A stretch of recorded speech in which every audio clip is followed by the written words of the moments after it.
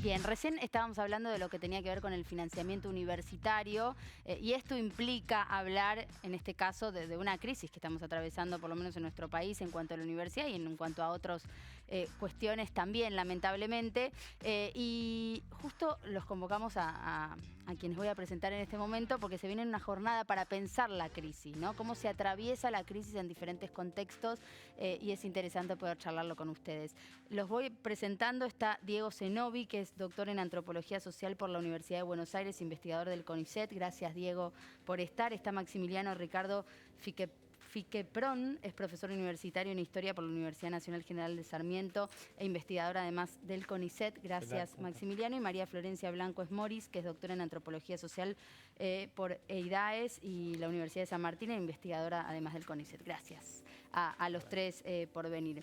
Si te parece, María Florencia, contame primero de qué se trata esta jornada que pensaron. Bien, bueno, muchas gracias por la invitación. Primero comentar que somos parte de un programa de estudios sociales sobre crisis e incertidumbres que se crea en 2024 con la dirección de Sergio Visakovsky en el Centro de Investigaciones Sociales, que tiene una doble dependencia del Instituto de Desarrollo Económico y Social y el CONICET.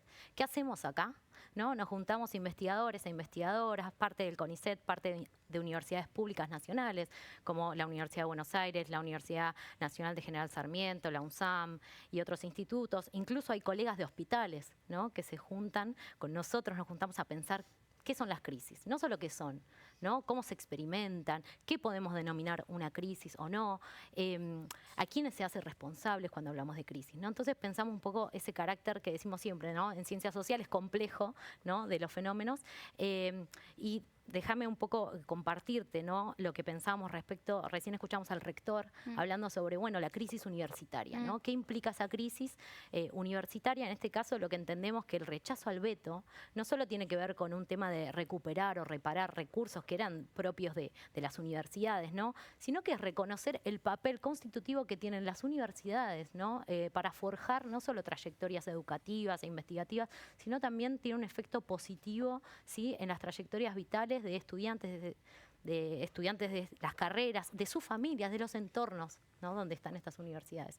Y va al, digamos, al corazón de nuestra pregunta sobre las crisis, ¿no?, esto de la crisis universitaria, que tiene que ver que parece que hay crisis por todas partes, ¿no? Hablamos de crisis en todos los ámbitos sociales, ¿no? Sí, sí, es interesante, me suma a lo que trae Flor, que esta cuestión digamos que solemos decir que vivimos en crisis, ¿no?, en nuestro país especialmente, pero también no es exclusivo de nuestro país este punto. Y esta idea de vivir en crisis que implica, bueno, que estamos rodeados, es como si hubiera crisis dentro de otras crisis, ¿no? Tenemos una crisis económica en el marco de una crisis política, una crisis ambiental que parece ser global y más amplia, la crisis en aspectos vinculados al mundo de la salud. Como decía Flor, sí, hay colegas de nuestro equipo que vienen del campo y del mundo de la salud y trabajan en este tema. Maxi les va a poder comentar mejor sobre este aspecto. Pero entonces digo, nos encontramos, por ejemplo, con la crisis del fentanilo, también en estos últimos tiempos. Lo que pasa es que atravesamos tantas situaciones críticas en forma constante que surge una paradoja, que es la de que sentimos que vivimos en crisis,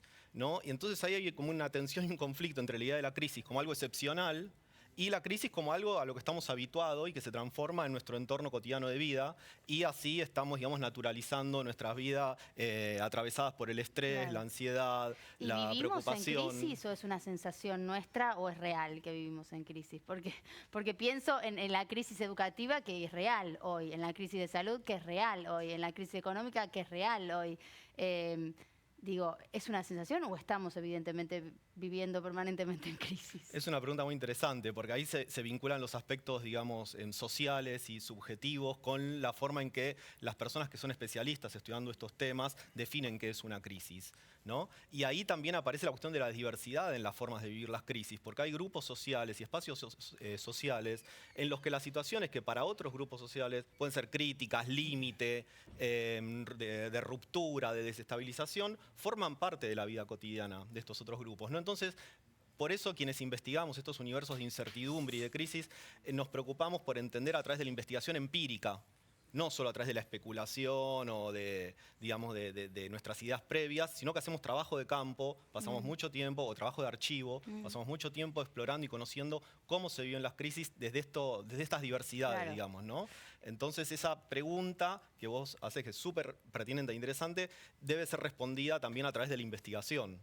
¿Qué cosas, Maximiliano, dentro de un contexto pueden hacer pasar una crisis de una manera u otra, digamos, según lo que ustedes investigan en este trabajo empírico de campo? En mi caso es historia de la salud. Yo trabajo historia de la salud y epidemias, entonces estudié epidemias del siglo XIX y estoy pasándome al siglo XX a estudiar las epidemias. Y el factor determinante, por ejemplo, para una crisis de salud, que también venimos de vivir una muy cerca, que fue el COVID, en los últimos 50 años son las vacunas. Entonces mi tema de investigación empezó a desarrollarse en función de incluso testimonios, que yo soy historiador y trabajo más fuentes escritas, pero los testimonios orales de personas de hace 50, 60 años que vivieron la llegada de la vacunación de la polio, por ejemplo, el proyecto de erradicación de la viruela. ¿Fuiste haciendo capaz comparaciones entre esas situaciones y las actuales, las más actuales? En algún punto es un juego de comparaciones. También, volviendo un poco a la pregunta que lo que decía Diego, si un concepto como la crisis se ramifica tanto, pierde su potencia. Entonces, desde el análisis es mejor volver al centro y decir, bueno, una crisis económica, ¿cuáles son sus características? ¿Con qué instituciones y profesionales son los más habilitados para hablar de esa crisis económica? Y luego la sociedad lo vive de otra manera, que es un poco ese puente que se tiende a veces más fino o más grueso entre especialistas, el Estado, los gobiernos. Volviendo al tema salud, sin duda la crisis del COVID no hay forma de pensarla sin las vacunas. Entonces se vuelve un tema muy gravitante que se está volviendo parte de mi investigación, que no era inesperado, pero que ahora está formando parte de la investigación. Florencia, ¿quiénes esperan, por ejemplo, que concurran a esta jornada para pensar todos estos temas? ¿Cómo va a estar organizado? ¿Si a través de exposiciones? ¿Si a través de un ida y vuelta? ¿Cuál es la idea? Bien, la idea de las jornadas, van a haber distintos paneles de discusión con especialistas que, bueno, la idea es traer justamente esta articulación de temáticas vinculadas a la salud, vinculadas también a la política, vinculadas a la economía, al ambiente, exacto, para poder romper un poco esa idea tan compacta que puede parecer de que las crisis sirven por ahí para describir un tipo de fenómeno, sino múltiples, y cómo es eso. Entonces la idea es que van a haber esos 4 paneles con distintos especialistas, es de carácter abierto, esperamos que venga la comunidad, esperamos que puedan venir a discutir, a problematizar. Siempre decimos, ¿no?, en ciencias sociales, que la idea es hacer buenas preguntas y entre todos y todas podemos construirlas, y desde ya está abierto. El espacio va a ser en el Instituto de Desarrollo Económico y Social, es Araos 2838, esto es Ciudad de Buenos Aires. Está todo abierto y dispuesto para que sea un diálogo plural, que circule la palabra más allá de las exposiciones, y abierto a que se pueda interrumpir, a que se pueda generar un diálogo genuino. Esa es la idea. ¿Y se van a charlar o analizar distintos contextos, Diego? En este sentido, un poco a la pregunta que le hacía Maximiliano. Dependiendo del contexto del que estemos hablando, entendemos una crisis de una manera, de otra manera, o por lo menos cómo se vivió. Sí, este es un punto interesante porque esto que vos traes, ¿no?, el tema de la experiencia, o de cómo se vivió, de cómo se procesa socialmente, las prácticas que están asociadas a las crisis, ¿no? ¿Qué hace la gente? ¿Cómo enfrenta las crisis? ¿Cómo intenta reparar? ¿Cómo intenta eludir?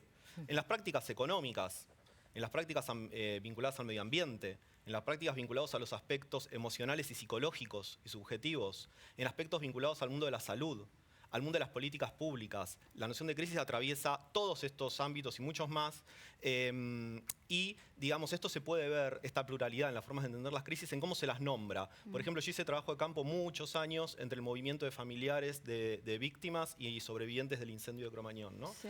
Y fue notable cómo, mientras desde el Estado se hablaba siempre de una tragedia, que era una tragedia con consecuencias individuales, una tragedia individual producto del azar, de la mala suerte, desde el movimiento, ¿no?, de Cromañón, se hablaba de una masacre. Entonces la forma en que se nombra esta situación crítica habla también de quién se tiene que hacer cargo, de quién tiene que reparar, y qué es lo central de esto, que esto es importante para el modo en que se piensan las políticas públicas, para el modo en que se piensa la articulación entre la sociedad civil, inclusive el sector privado, por ejemplo, con, no sé, proyectos en áreas naturales, Políticas de crédito. Políticas de crédito, el tercer sector, ¿no? El mundo de las ONG, el asociativismo, etcétera, tenemos que desarrollar instrumentos que sean capaces de incorporar el modo en que las propias personas viven las crisis, porque si no estamos haciendo intervenciones unilaterales desde la perspectiva a priori de quienes quieren incidir en las crisis. Entonces es central hacer investigación empírica para entender cómo las personas experimentan y viven estas situaciones de incertidumbre a fin de tender puentes y realizar intervenciones más efectivas. Y ya digo, políticas públicas, tercer sector, el mundo del privado, digamos. Y eso vendría a ser lo que hay en común entre todo esto de lo que ustedes me están hablando. Porque pienso que tal vez Diego me habla sobre este caso de Cromañón, recién Maximiliano me hablaba sobre el COVID, ahora te iba a preguntar algo, Florencia, a ver, por ejemplo, en qué te estuviste especializando, cuál fue tu trabajo de campo, pero entiendo que son cosas muy dispares por un lado, pero que al mismo tiempo deben tener ciertos denominadores en común que dan cuenta de la crisis en sí. Sí, en mi caso, mi investigación tiene que ver con los efectos de las prácticas económicas de las clases medias del conurbano bonaerense, ¿no? Está muy buena la pregunta porque ¿qué pasa hoy en día en esas clases medias? Tiene que ver un poco con la experiencia de una falta de previsibilidad, ¿no? Las clases medias siempre estuvieron vinculadas a un imaginario de la previsión, esta idea del sueño de la casa propia que hemos escuchado tanto tiempo, ¿no? Que parece derrumbarse en las últimas décadas, pero digo, con esa idea de la previsión, ¿no? Y hoy atendemos a un fenómeno, y me pasa con mis interlocutores e interlocutoras, ¿no? Del presente, ¿no? Se piensa en el presente, en el gasto del presente, casas que no se mantienen, ¿sí? Hay un cambio en el patrón de consumo. ¿Esto qué quiere decir? No lo que se conoce y se escucha también en televisión, no, bueno, el pase a las segundas marcas, ¿no? En lo que es el patrón de consumo, sino que tiene que ver con un cambio en la experiencia, ¿no? Se deja de contratar servicios en el sector privado, por ejemplo, para la escolarización, o mismo ahora las prepagas, digo, si pensamos en la temática de salud, se pasa a tener nuevamente, en muchos casos, depende de la generación, una experiencia con el Estado, ¿no? Paradójicamente, ¿no? Hay una vuelta, digamos, de las clases medias a depender de servicios estatales, ¿no? Entonces empieza a haber un cambio muy interesante que habla de esta idea que mencionaba acá Diego, ¿no? De una normalización. ¿Qué pasa con esa normalización?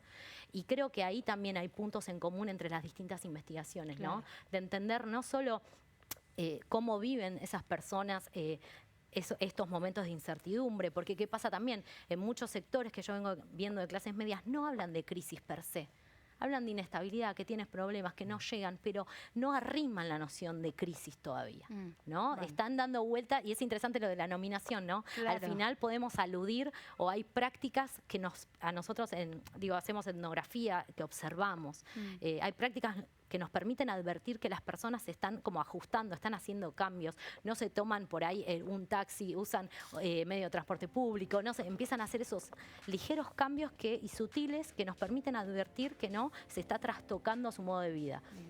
Pero al mismo tiempo, la narrativa por ahí es diferente, ¿no? Entonces, pensar en lo que la gente dice, lo que hace, pero también lo que dicen que hacen, ¿no? Esas representaciones que tenemos nosotros como sociedad respecto de esos episodios, o en este caso de las crisis. Les agradezco mucho a los tres por haber venido y bueno, éxitos en la jornada que se viene entonces. Esperamos el 17 de octubre. Gracias a ustedes. Una tanda, ya volvemos. Defensoría del Pueblo de la Provincia de Buenos Aires. 0800-222-5262. Podemos ayudarte.